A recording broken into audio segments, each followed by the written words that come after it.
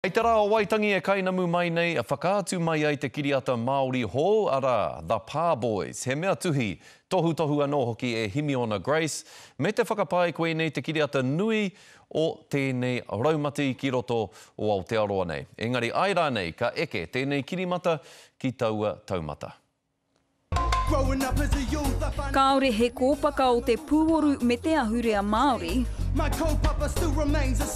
ka whai atu tēnei kiriata e iwa te kau miniti te roa i ētahi hoa kua whakatū i tētahi pēne kua tapa The Pa Boys. Me tā rātau haerenga whakate tonga ki te raki, he ai ki a rātau, mai i te upoko o te ika ki te rerenga wairua.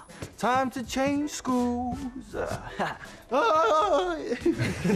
Ko tētahi hiranga o te kiriata, he Māori katoa ngā kai whakaari. He kōkuhunga mā te kai puoru mā Fran Kora ki te kiritaki o Deni, ko te rangi namu a Matariki Whatarau a Tau, a ko te tauhou a Taula Newbury a City Boy. He tama kuare, he tama tūturu, he kai tarutaru. Ka noho mātou hei whānau, ngā kai mahi, ngā kai kiriata, ngā kai whakaari, ka noho mātou katoa hei whānau kotahi, he tino he rawe tērā. Engari he pūrā kau kai te mōhio tonutia.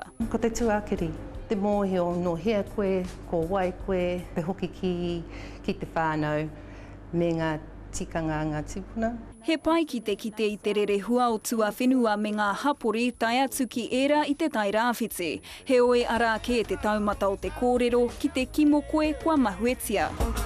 Searching for your roots. You might want to start here. Haunga ngā heke ka whakapiki hea te kiriata e te wairua nēnene Māori.